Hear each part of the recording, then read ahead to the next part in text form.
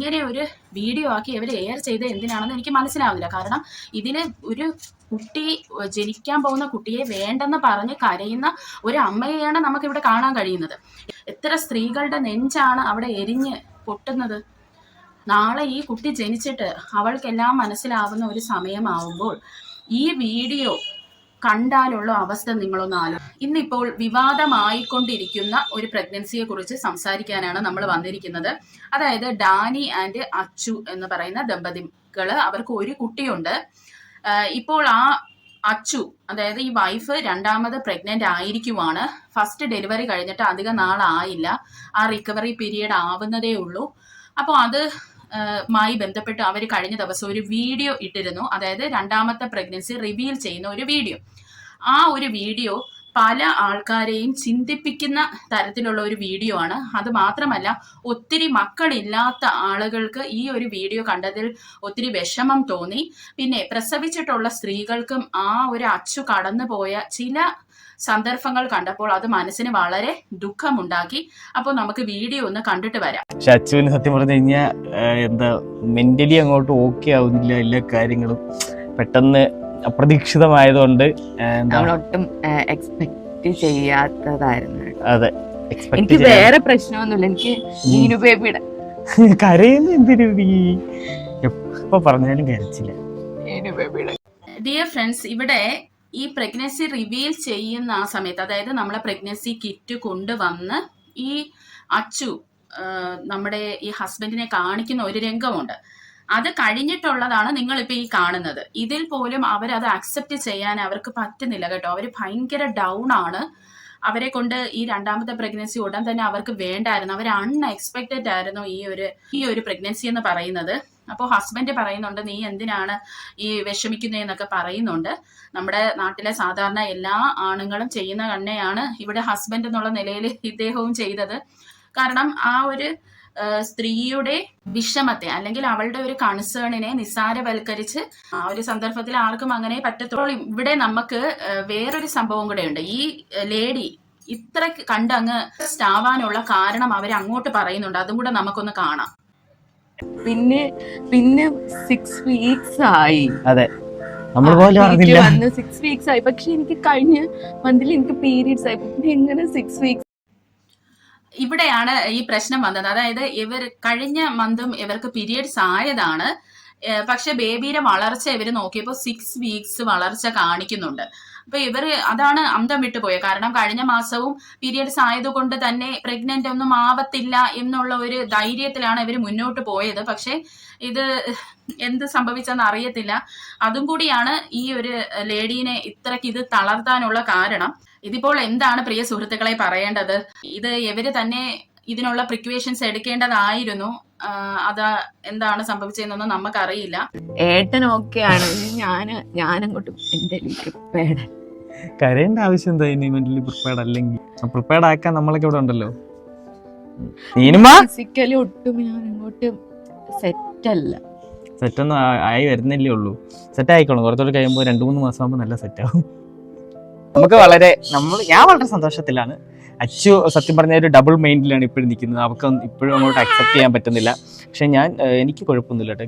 ഇവിടെ ഇവര് വ്യക്തമായി പറയുന്നുണ്ട്, ഇവര് ഫിസിക്കലി മെന്റലി ഒന്നും പ്രിപ്പയർഡ് അല്ല എന്ന് ഈ അച്ചു പറയുന്നുണ്ട് കേട്ടോ. പക്ഷെ അതൊക്കെ വളരെ നിസ്സാരവൽക്കരിച്ചാണ് അവിടെ ഹസ്ബൻഡ് സംസാരിക്കുന്നത്. ഇവിടെ എനിക്ക് പറയാനുള്ളത്, ഇങ്ങനെയുള്ള അൺപ്രിപ്പയർഡ് ആയിട്ടുള്ള പ്രഗ്നൻസികള് പെരിനേറ്റൽ ഡിപ്രഷനിലോട്ട് സ്ത്രീകളെ കൊണ്ട് വരുന്ന പ്രഗ്നൻസീസ് ഒക്കെയാണ് ഇങ്ങനെയുള്ള പ്രീനേറ്റൽ ആൻഡ് പോസ്റ്റ് പാർട്ടം ഡിപ്രഷനിൽ സ്ത്രീകളെ കൊണ്ട് എത്തിക്കുന്നത്. ഇവരുടെ കണ്ണുനീര് കണ്ടിട്ട് ശരിക്കും വിഷമമാണ് വന്നത്. ഇത്രയ്ക്ക് ഒട്ടും പ്രിപ്പയർഡ് അല്ലായിരുന്നു എങ്കിൽ ഇവർ മുൻകൂട്ടി തന്നെ അതിന് വേണ്ടിയുള്ള സെൽഫ് പ്രൊട്ടക്ഷൻ എന്നുള്ള രീതിയിലുള്ള കാര്യങ്ങളൊക്കെ എടുക്കേണ്ടതായിരുന്നു. അപ്പോൾ ഇവിടെ ഹസ്ബൻഡിന്റെ കാര്യം പറയുമ്പോൾ ഇദ്ദേഹം വീണ്ടും ഇതിനെ വളരെ ആ സ്ത്രീയുടെ വിഷമത്തെ അല്ലെങ്കിൽ ആ ഒരു വറിയെ വളരെ നിസ്സാരവൽക്കരിക്കുവാണ്. അവർ വ്യക്തമായി കരഞ്ഞുകൊണ്ടാണ് അത് പറയുന്നത്. ഇവിടെയാണ് നമ്മളുടെ ഈ പുരുഷന്മാര് ഫെയിൽ ആവുന്നത്. കാരണം നമ്മൾ സ്ത്രീകൾ എന്തൊരു വിഷമം ഇവരുടെ അടുത്ത് ചെന്ന് പറഞ്ഞാലും ഇവരതിനെ നിസ്സാരവൽക്കരിച്ച് അതൊരു ഈസി ആണ് എന്ന് പറഞ്ഞ് ഫലിപ്പിക്കുകയാണ്. ഇവിടെ ഈ സ്ത്രീയാണ് പ്രസവിക്കേണ്ടത്. ഈ ഒരു വീഡിയോ പോലും ഇവര് എയർ ചെയ്യരുതായിരുന്നു. കാരണം ഈ പ്രഗ്നൻസി എന്നൊക്കെ പറയുമ്പോൾ നമുക്ക് ഒത്തിരി ഓർമ്മകൾ തരുന്ന, നല്ല നല്ല ഓർമ്മകൾ തരുന്ന ഒരു ജേർണിയാണ്. ദുഃഖവും ഉണ്ട് എങ്കിൽ പോലും നമുക്ക് നല്ല ഓർമ്മയാണ്. കാരണം നമ്മുടെ മക്കൾ ജനിക്കുന്ന ഒരു സമയമാണ് അല്ലേ. അപ്പോൾ അതിനെ ഇങ്ങനെ ഒരു വീഡിയോ ആക്കി ഇവർ എയർ ചെയ്ത് എന്തിനാണെന്ന് എനിക്ക് മനസ്സിലാവുന്നില്ല. കാരണം ഇതിൽ ഒരു കുട്ടി, ജനിക്കാൻ പോകുന്ന കുട്ടിയെ വേണ്ടെന്ന് പറഞ്ഞ് കരയുന്ന ഒരു അമ്മയെയാണ് നമുക്കിവിടെ കാണാൻ കഴിയുന്നത്. എന്നാൽ കുട്ടികളില്ലാതെ വിഷമിക്കുന്ന എത്രമാത്രം സ്ത്രീകളെ ഇത് കണ്ടാൽ അവരുടെ മനസ്സ് നീറുമെന്ന് നിങ്ങൾക്ക് അറിയാമോ? അതിനുള്ള ഒരു ഉഗ്രൻ അതിനുള്ളതാണ് അവരുടെ കമന്റ് സെക്ഷനിൽ വന്ന ഈ മെസ്സേജ് എന്ന് പറയുന്നത്. എത്ര സ്ത്രീകളുടെ നെഞ്ചാണ് അവിടെ എരിഞ്ഞ് പൊട്ടുന്നത്.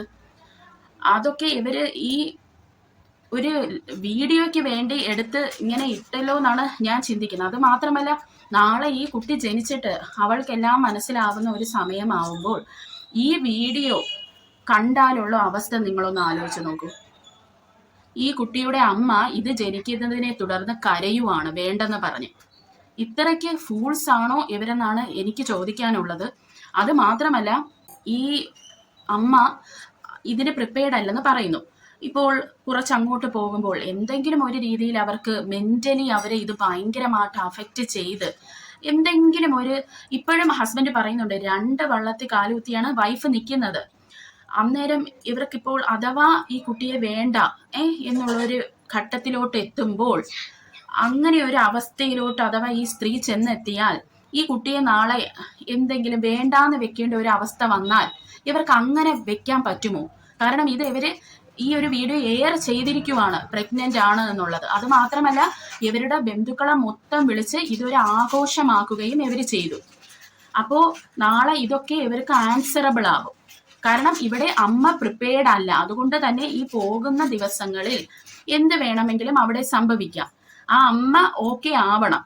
ഇതൊരു വലിയൊരു, ഇങ്ങനെയൊക്കെ ഉള്ള ലൈഫ് സ്റ്റൈൽ ബ്ലോഗേഴ്സിനെ കുറിച്ച് എനിക്കൊന്നും പറയാനില്ല.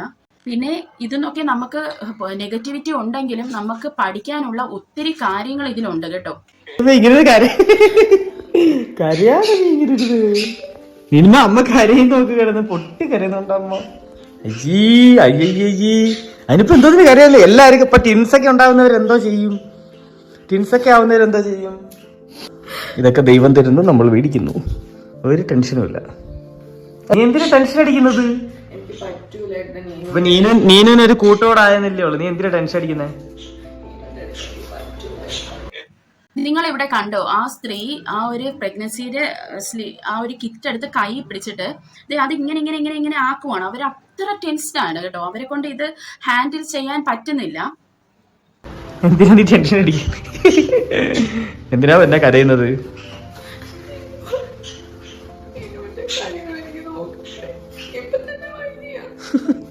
നീന്റെ കാര്യങ്ങളൊക്കെ നോക്കാൻ എല്ലാരും ഉണ്ടല്ലോ, ഞാനുണ്ടല്ലോ, പിന്നെ എന്തോത്തിന് പേടിക്കുന്നത്?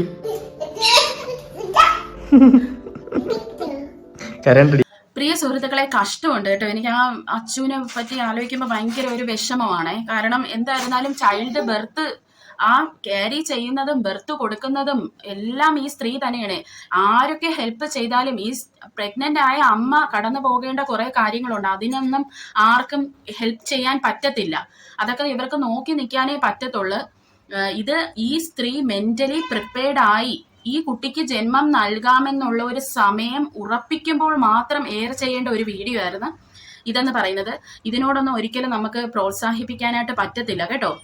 പ്രിയ സുഹൃത്തുക്കളെ, ഞാൻ കരുതി ഇപ്പോൾ ഞാൻ ഇങ്ങനെ വന്ന ഒരു കാര്യം പറയുമ്പോൾ ആരും സപ്പോർട്ട് ചെയ്യത്തില്ലെന്നാണ് ഞാൻ വിചാരിച്ചിരുന്നത്. അതിനുള്ള കാര്യമുണ്ട്. സണ്ണി വെയിൻ്റെ സാറ എന്ന് പറയുന്ന ഒരു മൂവിയുണ്ട്. ഈ ഒരു മൂവി നിങ്ങൾ പോയി കാണണം. കാരണം ഇതിന്ന് നമുക്ക് ഒത്തിരി മെസ്സേജസ് കിട്ടുന്നുണ്ട്. കാരണം ഒരു സ്ത്രീയെ ഫോഴ്സ്ഫുള്ളി കല്യാണം കഴിപ്പിക്കുന്നു, അത് കഴിഞ്ഞ് പ്രഗ്നന്റ് ആവുമ്പോൾ ആ കുട്ടിയെ അവളുടെ സമ്മതമില്ലാതെ ആ കുട്ടിക്ക് ജന്മം നൽകണമെന്ന് പറയുന്നു.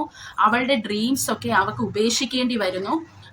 അവളുടെ മനസ്സിന്റെ സന്തോഷമല്ല പേരൻസോ ഹസ്ബൻഡോ അവിടെ നോക്കുന്നത്. അങ്ങനെയൊക്കെയുള്ള ഒരു മൂവിയാണ്. കുറെ വർഷം മുമ്പ് ഞാൻ കണ്ടതാണ്.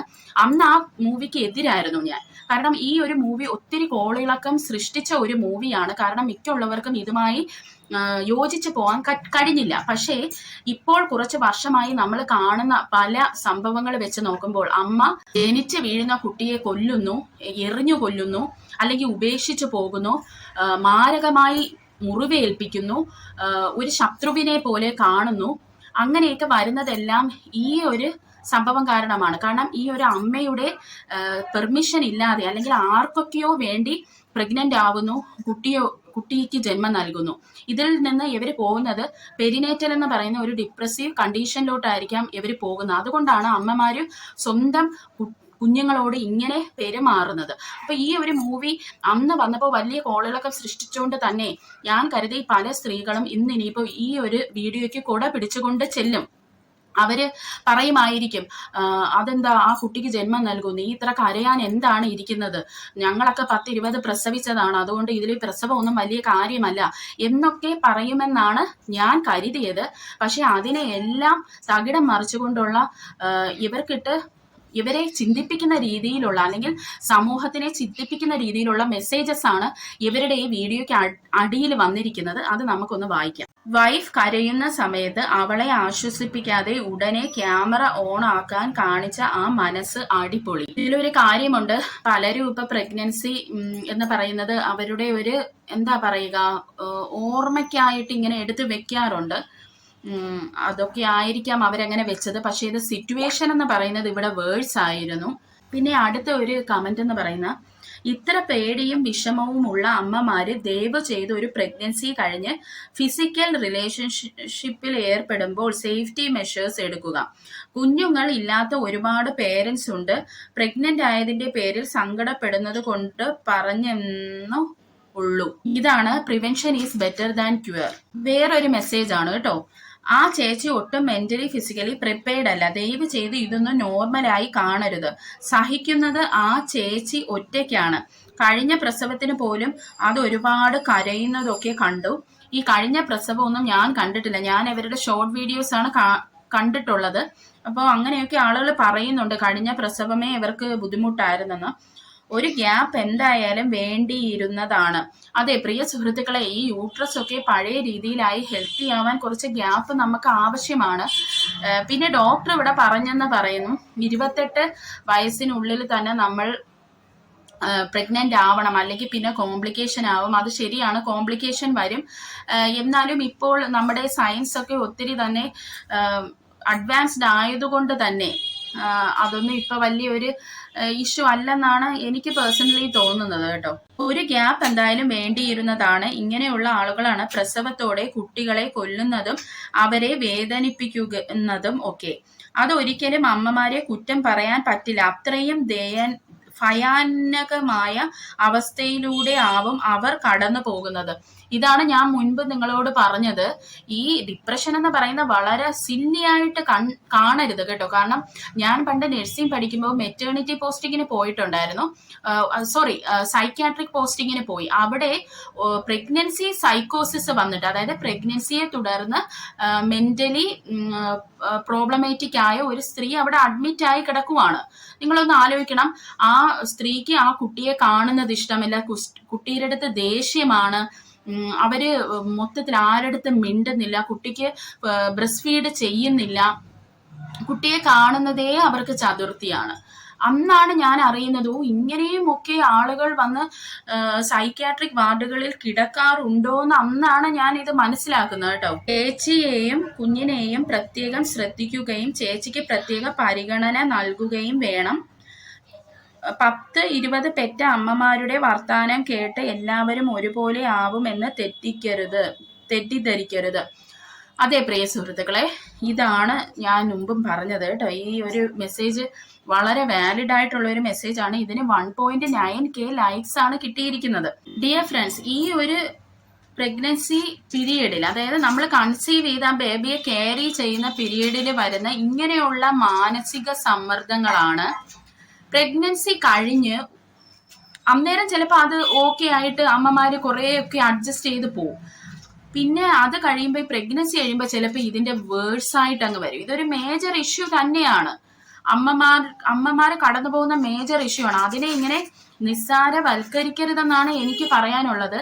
ഈ ഹസ്ബൻഡ് എന്ന് പറയുന്ന വ്യക്തി അദ്ദേഹത്തിന്റെ അറിവില്ലായ്മ കൊണ്ടായിരിക്കാം അദ്ദേഹം ഇങ്ങനെ സംസാരിച്ചത്. എന്തായിരുന്നാലും അവരൊട്ടും തന്നെ മെന്റലി ഫിസിക്കലി പ്രിപ്പയർഡ് അല്ലെന്ന് അവർ പല പ്രാവശ്യം ഈ വീഡിയോയിൽ പറയുന്നുണ്ട്.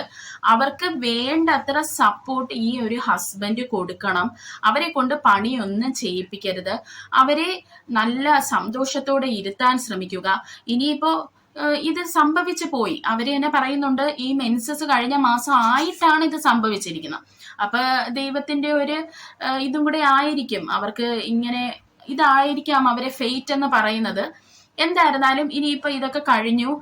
ഇനിയിപ്പോ പാസ്റ്റിൽ നിൽക്കാതെ നമ്മൾ പ്രസന്റുമായിട്ട് സന്തോഷിച്ച് മുന്നോട്ട് പോവുക. ഇത് ഞാൻ ഈ വീഡിയോ എടുത്ത് ചെയ്യാനുള്ള കാര്യം എന്ന് പറയുന്നത്, പല കുട്ടികളും ഇതൊക്കെ ചിന്തിക്കണം. നമുക്ക് സന്തോഷമില്ലാതെ നമ്മൾ ഒരു കുഞ്ഞിന് ജന്മം നൽകരുത്. അല്ലെങ്കിൽ നമ്മൾ സൊസൈറ്റിക്ക് വേണ്ടി, സൊസൈറ്റി എന്ത് പറയും, ഞാനൊരു പ്രഗ്നന്റ് ആവാത്ത അമ്മയാണോ, അല്ലെങ്കിൽ ഞാനൊരു ഇമ്പോർട്ടൻ്റ് ആണോ എന്ന അച്ഛനും തെളിയിക്കാനുള്ള ഒരു സാധനമല്ല കുട്ടികളെന്ന് പറയുന്നത്. അത് നമ്മളെല്ലാവരും മനസ്സിലാക്കണം. സൊസൈറ്റി ഇങ്ങനെ ചോദിക്കും, കുഞ്ഞായില്ലേ ഒരു 2-3 വർഷം കഴിയുമ്പോൾ പറയും അവൻ എന്തെങ്കിലും പ്രശ്നം കാണും, ഇവക്ക് എന്തെങ്കിലും പ്രശ്നം കാണും. അപ്പൊ ഇതൊന്നും തെളിയിക്കാനുള്ള ഒരു ഉപകരണമല്ല കുട്ടികളെന്ന് പറയുന്നത്. അത് നമ്മളെല്ലാവരും മനസ്സിൽ വെച്ചിരിക്കണം. ഈ കുട്ടികളാണ് പിന്നെ ജനിച്ചു കഴിയുമ്പോൾ അനുഭവിക്കാൻ പോകുന്നത്. പറ്റുവാണെങ്കിൽ ഈ ഒരു വീഡിയോ നിങ്ങൾ പ്രൈവറ്റ് ആക്കി ഇടുക എന്നുള്ളതാണ് നിങ്ങൾ ചെയ്യേണ്ടത്. അതിനുള്ള ഒരു നല്ല മനസ്സെങ്കിലും ഇങ്ങനെയുള്ള ഫാമിലി വ്ലോഗേഴ്സ് ചെയ്യുക. അപ്പോൾ അടുത്ത ഒരു വീഡിയോയിൽ നമുക്ക് കാണാം.